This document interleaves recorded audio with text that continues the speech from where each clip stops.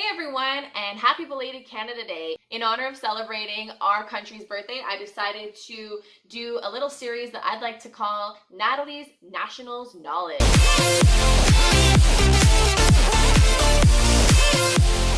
Today's topic is the mental slash kind of psychological side of preparing slash competing in a pageant. Now, I want to say a disclaimer, I'm not licensed, I don't have, the only thing that I have to go on when it comes to talking about this is my personal experiences and the experiences of young women that have written to me about their experiences and so on. And I always say there's a difference between believing in yourself and expecting to win. So believing in yourself is understanding that you have the abilities and you have what it takes to be successful in this endeavor. So you've done your research, you've looked up the pageant, you've maybe met some past winners before, and you feel like you are ready to compete, you feel like you have what it takes to be able to handle the title and so on. Expecting to win is pretty straightforward. You go in expecting that you are going to come out with a title. That's like one side of it. So it's like one side, obviously, you expect you're going to win, you expect you're going to walk away with a crown, and you kind of just like don't enjoy your experience and you're like,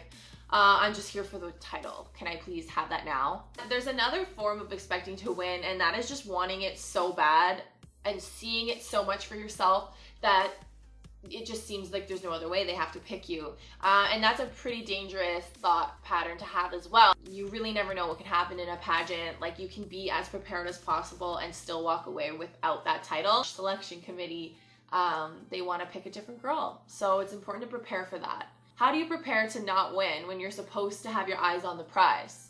So a couple strategies I have before going to a pageant and keeping your mind sort of just focusing on the steps that you're supposed to focus on is taking a break from social media. Not necessarily from posting, but mainly from creeping or looking at the other delegates' profiles or reading their bios over and over. This is something that a lot of people do. We compare one another, and it's so difficult to stand out as you when you're so focused on everyone else. So put your phone away, put the laptop away, and stop creeping on the competition. So this is something that a lot of the pageant girls that I've been able to meet and teach workshops to are probably listening to, and they're like, yes, we know, you've said this before. But knowing yourself is not something that is so straightforward. The reason that is because we are taught to think of ourselves last, to put everything ahead of ourselves.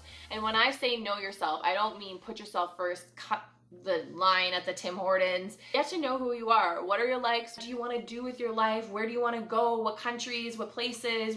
What food have you tried? What food have you not tried and hope you could? Just like ask yourself all these questions and like really get to know yourself. Like, imagine you were getting to know somebody for the first time and you're asking them all these questions, you know, what are they interested in? And just really take a moment to look into yourself and ask yourself these questions. Next, and a lot of people could think that this is more of a prep thing than a in your mind kind of thing. A lot of pageants, you get an itinerary. Not all nationals do you get an itinerary because they're trying to train you to make sure that you can go and represent at an international event where sometimes there's a language barrier or sometimes there's changes in schedule and you have to be ready for anything. So you won't always have an itinerary, but they will still give you a general idea of what you're going to be doing throughout the week.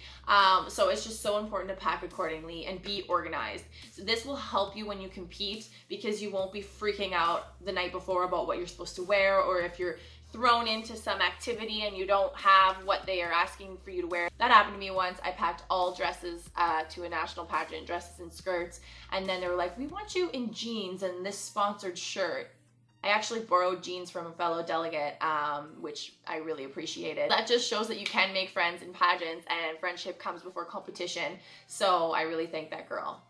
Make sure that you are reading everything and packing accordingly. This will save you so much stress at a pageant. And you know, at night when you're packing for the next day or you're planning your outfits, you'll be like, aha, I packed this. I know exactly where that is in my suitcase. So next is to prepare to doubt yourself. So preparing to doubt yourself, that's kind of weird because aren't you supposed to prepare to believe in yourself? There's a pretty high chance that when you're put in a room with tons of successful, kind, humanitarian young women that are motivated and excited to be there and they all look amazing, that you might have moments where you doubt yourself, and that's okay, because honestly that's pretty normal.